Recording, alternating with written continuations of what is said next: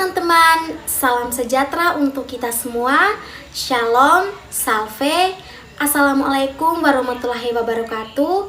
Om Swastiastu, Namo Buddhaya, salam kebajikan.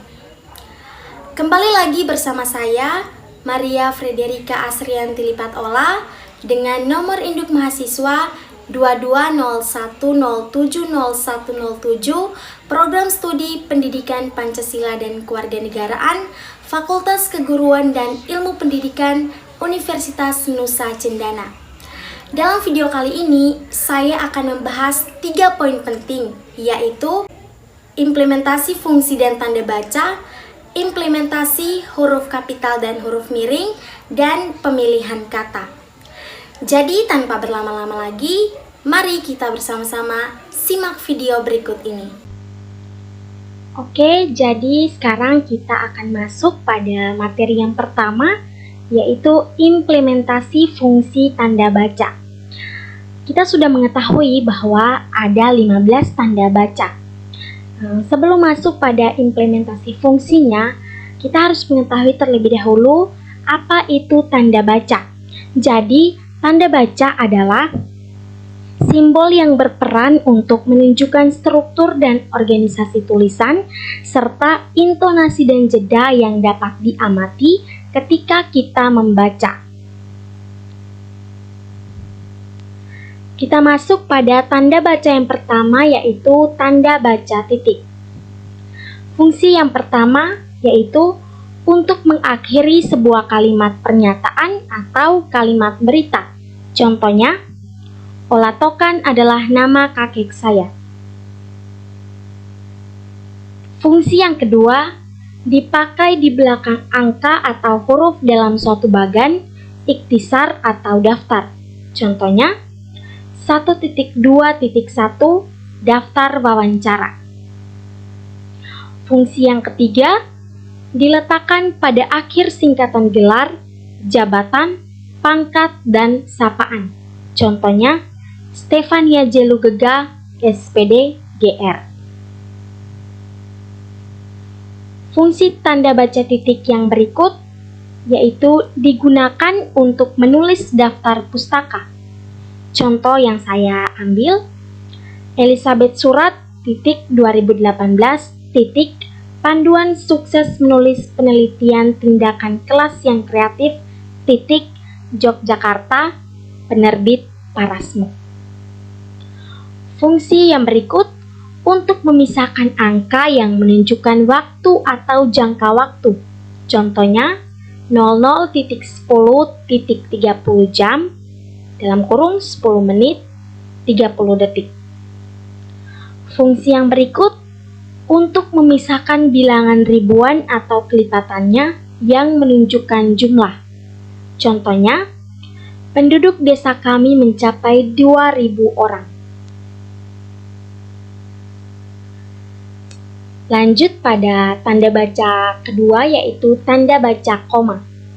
Fungsinya yang pertama adalah digunakan sebelum kata penghubung. Contohnya, aku ingin membeli tiket konser BTS, tetapi uangku belum cukup. Fungsi yang kedua, digunakan untuk memisahkan anak kalimat yang mendahului induk kalimatnya. Contohnya, agar mata kita sehat, kita harus rajin mengkonsumsi tomat. Fungsi yang ketiga, digunakan sebelum angka desimal atau rupiah. Contohnya, ibu membeli beras sebanyak 1,5 kg. Fungsi yang keempat adalah digunakan di antara unsur-unsur dalam suatu pemerincian atau pembilangan. Contohnya, idolaku adalah V, JK, Jin, RM, Jimin, J-Hope, dan Suga. Fungsi selanjutnya adalah digunakan di belakang kata atau ungkapan penghubung antar kalimat.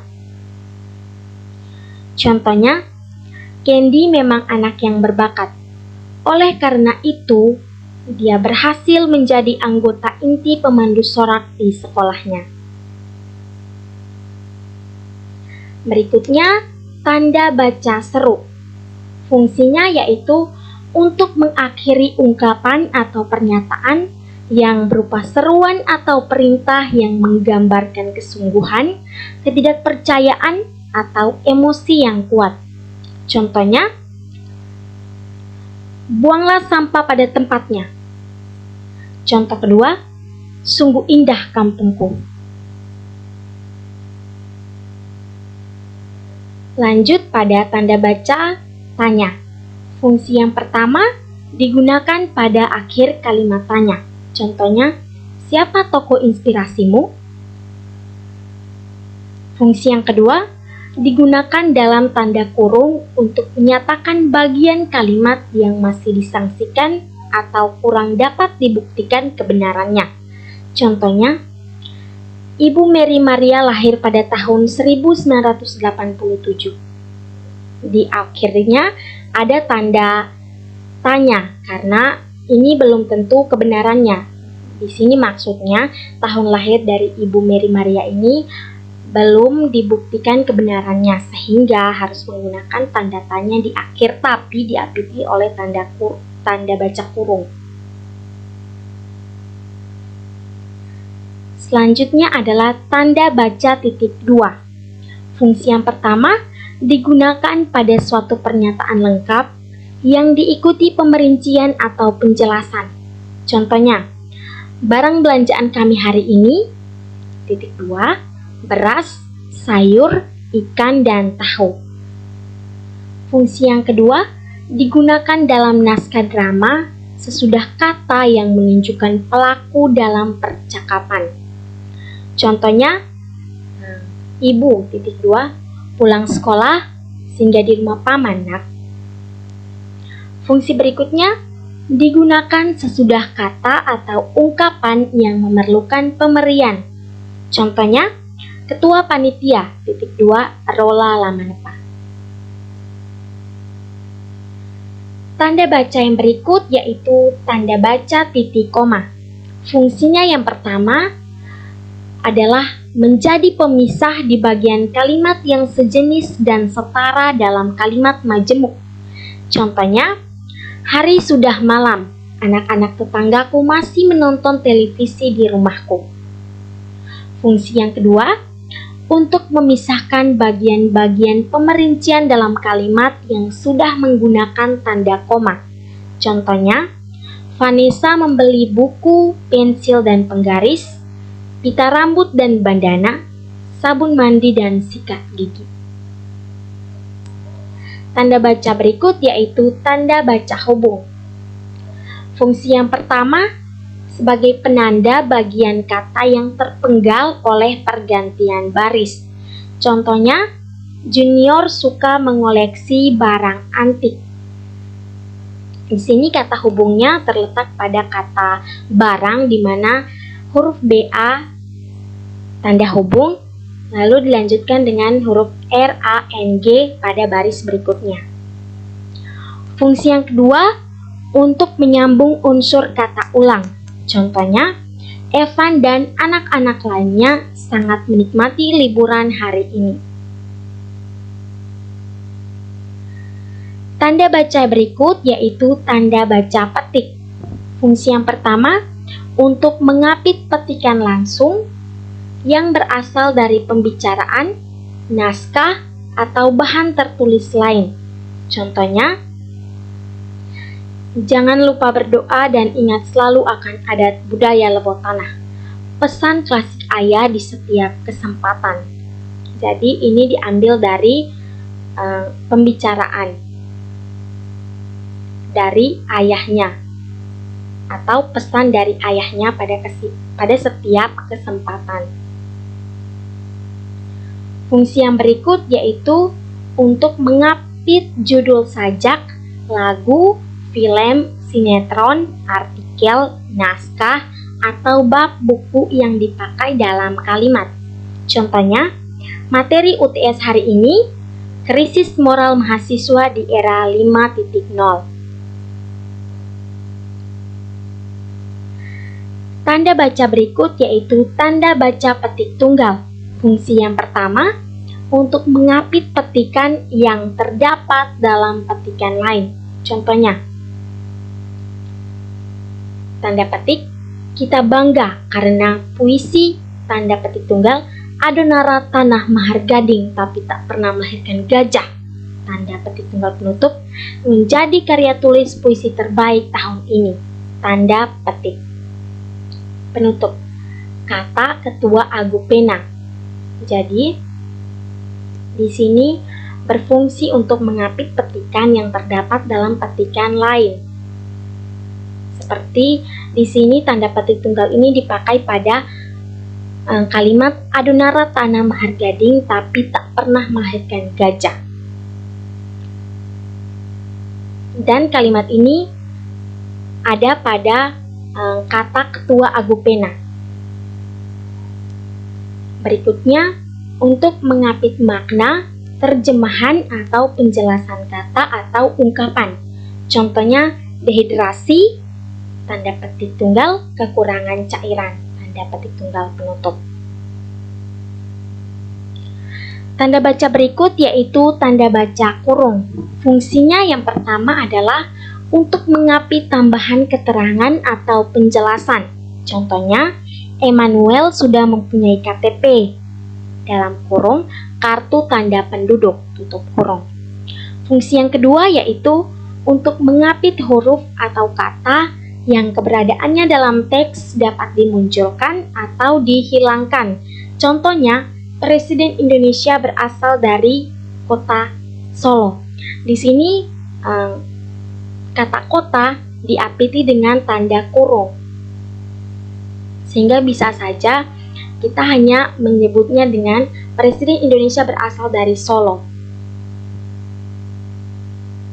Berikutnya, tanda baca pisah. Fungsi yang pertama yaitu untuk membatasi penyisipan kata atau kalimat yang memberi penjelasan di luar bangun kalimat. Contohnya, keberhasilan itu, tanda pisah, kita sependapat, tanda pisah, dapat dicapai jika kita mau berusaha keras. Fungsi yang kedua, dipakai di antara dua bilangan, tanggal, atau tempat yang berarti sampai dengan atau sampai ke. Contohnya, tahun 2016 sampai 2022 adalah tahun-tahun berdukanya suku Lamanepa. Tanda baca selanjutnya adalah tanda baca elipsis atau tanda baca titik tiga. Fungsinya yaitu untuk menunjukkan bahwa dalam suatu kalimat atau kutipan ada bagian yang dihilangkan. Contohnya, penyebab kebakaran, tanda baca elipsis atau titik tiga, masih dalam tindak penelitian. Tanda baca berikut yaitu tanda baca kurung siku. Fungsinya yaitu untuk mengapit huruf, kata, atau kelompok kata sebagai koreksi atau tambahan atas kesalahan atau kekurangan dalam naskah asli yang ditulis orang lain. Contohnya, penggunaan bahasa dalam tugas akhir tentu harus sesuai, tanda kurung siku, dengan kaidah bahasa Indonesia. Jadi tanda kurung siku ini berada pada kata dengan.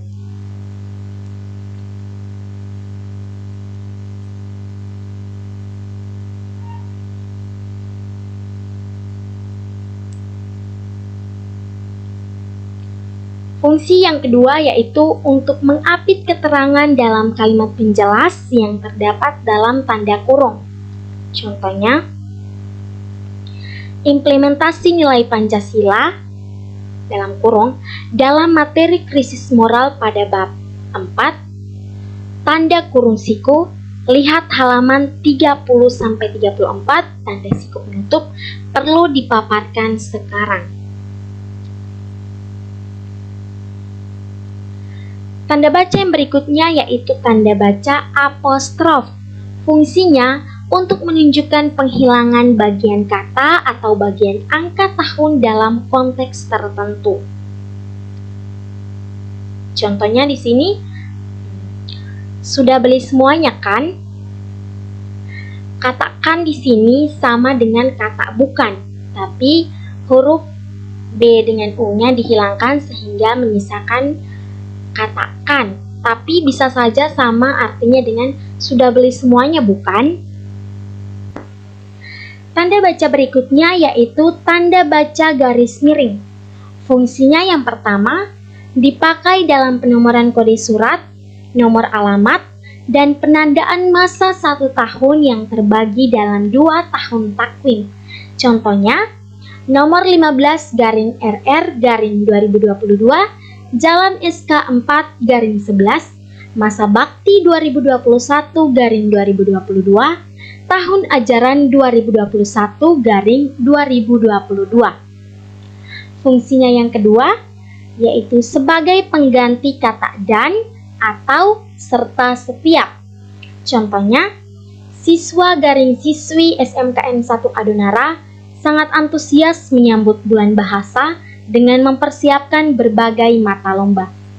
Di sini, pada kata siswa dan pada kata siswi digunakan garis miring. Sebenarnya kita bisa menggunakan kata dan.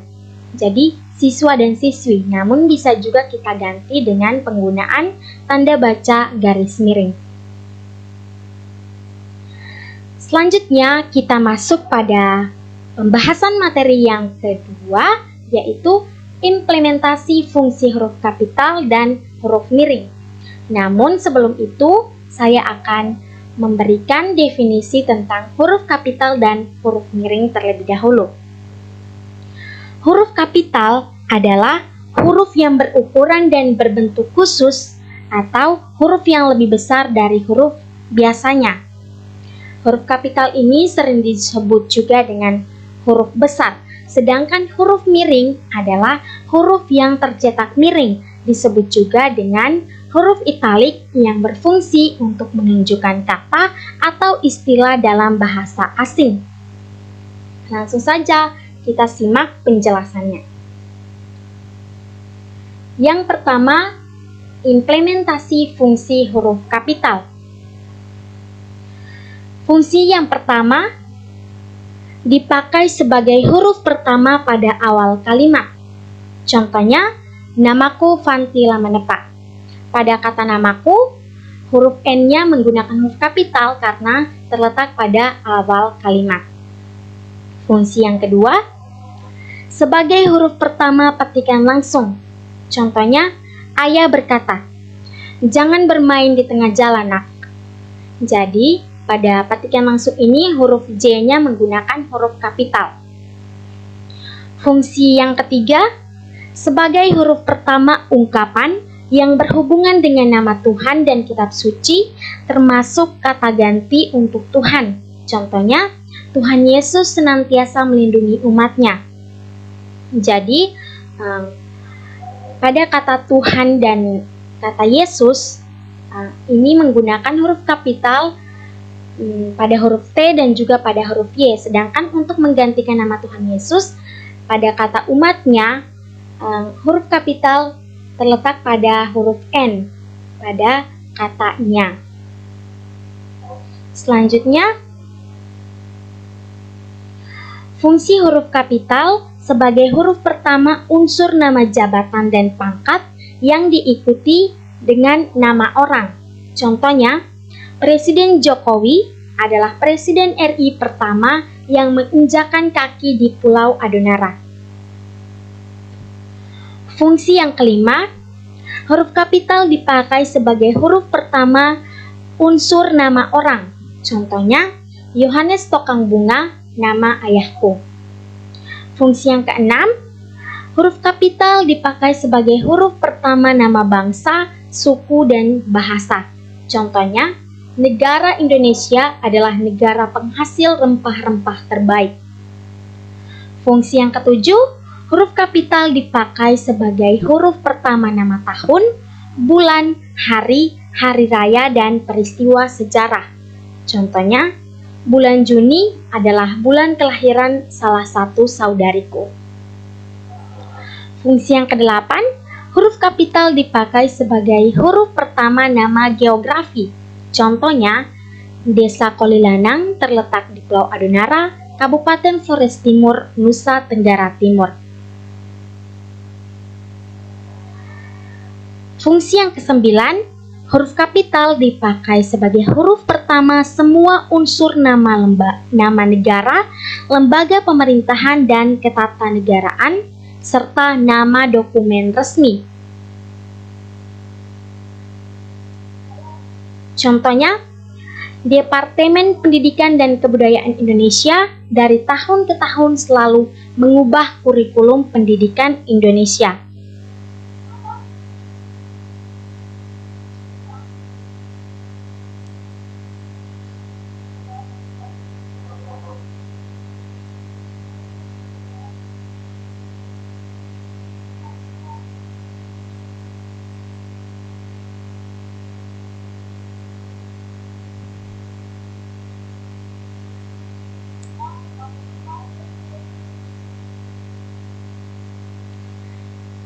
Fungsi yang ke-10, huruf kapital dipakai sebagai huruf pertama setiap unsur bentuk ulang sempurna yang terdapat pada nama badan, lembaga pemerintahan, dan ketatanegaraan, serta dokumen resmi.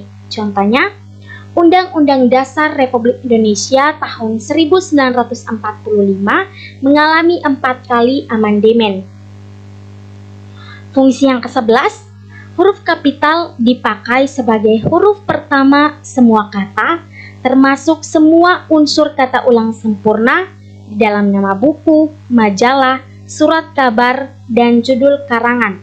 Contohnya, Tiara dan Riana sedang membaca buku Sekolahku yang Damai. Huruf kapital di sini digunakan pada nama buku yang dibaca oleh Tiara dan Riana. Fungsi yang ke-12 yaitu dipakai sebagai huruf pertama unsur singkatan nama, gelar, pangkat, dan sapaan. Contohnya, kami akan mengikuti seminar profil pelajar Pancasila bersama Dr. Yohanes Tokangbunga MSc. Di sini huruf kapital terletak pada gelar dari Bapak Yohanes Tokangbunga ini, pada kata DR dan MSc. Selanjutnya, huruf kapital dipakai sebagai huruf pertama kata penunjuk hubungan kekerabatan. Contohnya, silakan diminum Dik. Kata Bimo kepada adiknya Arbal. Jadi kata Dik ini menunjuk pada kata adik. Fungsi yang ke-14, huruf kapital dipakai sebagai huruf pertama kata ganti Anda. Contohnya, lamaran Anda kami terima dan mulai besok Anda sudah bisa bekerja. Fungsi huruf kapital yang terakhir yaitu dipakai sebagai huruf pertama nama gelar kehormatan, keturunan dan keagamaan yang diikuti nama orang. Contohnya, Haji Agus Salim adalah tokoh pejuang kemerdekaan RI yang kisahnya banyak terdapat dalam buku pelajaran. Kita masuk pada implementasi fungsi dari huruf miring. Yang pertama, huruf miring digunakan untuk menegaskan atau mengkhususkan huruf, bagian kata-kata atau kelompok kata. Contohnya, bukan dia yang menipu, tetapi dia yang ditipu. Huruf miring di sini digunakan pada kata menipu dan ditipu, karena kedua kata ini merupakan inti daripada kalimat. Fungsi yang kedua, untuk menulis nama ilmiah atau ungkapan asing, kecuali ejaannya telah disesuaikan. Contohnya, politik divide et impera pernah merajalela di negeri ini. Di sini, pada kata divide et impera, digunakan huruf miring karena ini merupakan ungkapan atau bahasa asing. Selanjutnya kita masuk pada materi terakhir yaitu analisis penggunaan kata. Mari kita simak videonya bersama-sama. Yang pertama, analisis penggunaan kata besok dan esok. Kata besok dan esok adalah dua kata yang sering dipertukarkan pemakaiannya. Hal ini karena kedua kata tersebut dianggap memiliki makna yang sama. Akan tetapi, kata esok dan besok mempunyai makna yang berbeda. Kita lihat pada contoh kata besok. Contohnya, Lukas mengatakan bahwa ia akan datang besok pagi. Contoh kata esok, kita jelang hari esok yang lebih baik dengan kerja keras. Jadi teman-teman, kata besok pada contoh berarti hari sesudah hari ini atau hari yang sudah pasti. Sedangkan kata esok pada contoh berarti saat yang akan datang atau masa depan, bukan hari setelah hari ini. Berikutnya, analisis penggunaan kata jam dan pukul. Kedua kata ini mempunyai makna masing-masing. Kita lihat pada contoh kata jam. Perjalanan dari Larantuka ke Kupang menghabiskan waktu sekitar 8 jam. Contoh kata pukul, acara pelantikan kepala desa akan dimulai pada pukul 10 pagi. Jadi di sini kata jam menunjukkan makna masa atau jangka waktu, sedangkan kata pukul mengandung pengertian saat atau waktu. Yang ketiga, analisis penggunaan kata semua dan seluruh.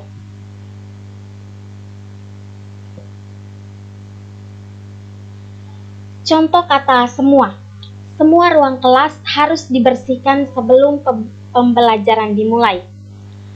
Contoh kata seluruh. Seluruh ruang kelas harus dibersihkan sebelum pembelajaran dimulai. Di sini, penggunaan kata semua lebih ditekankan pada jumlah yang banyak. Contohnya, semua ruang kelas harus dibersihkan sebelum pembelajaran dimulai. Artinya, semua ruang kelas dalam satu lembaga sekolah itu. Sedangkan kata seluruh lebih ditekankan pada satu benda yang merupakan kesatuan yang utuh. Contohnya, seluruh ruang kelas harus dibersihkan sebelum pembelajaran dimulai. Jadi, hanya satu ruang kelas, tapi dibersihkan seluruh bagian-bagiannya. Yang keempat, analisis penggunaan kata adalah, ialah, dan merupakan. Yang pertama adalah kata adalah. Kata adalah digunakan untuk mendefinisikan arti atau makna suatu istilah. Contohnya, Bhinneka Tunggal Ika adalah semboyan negara Indonesia. Yang kedua, kata ialah digunakan untuk lebih menegaskan perincian pada bagian sebelumnya. Contohnya, hal yang perlu diperhatikan sekarang ialah bagaimana dampak media sosial bagi perkembangan anak. Yang ketiga, kata merupakan digunakan untuk mendefinisikan rupa suatu hal. Contohnya, Indonesia merupakan negara kepulauan.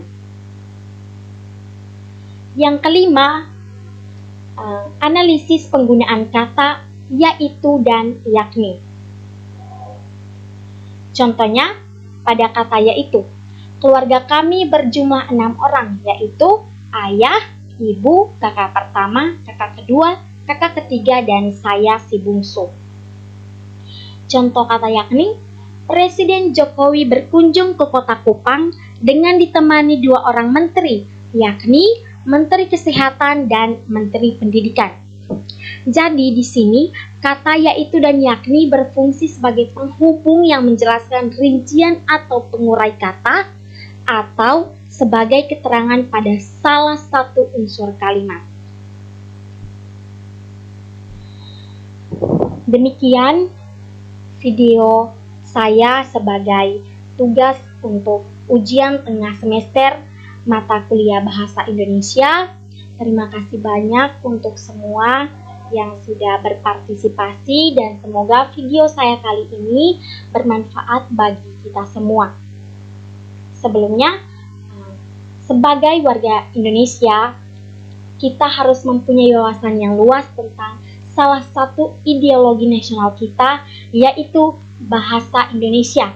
karena merupakan suatu ciri khas negara kita. Jadi, mari berbahasa Indonesia yang baik. Terima kasih. Salve, Shalom, Assalamualaikum warahmatullahi wabarakatuh. Om Swastiastu, Namo Buddhaya, salam kebajikan.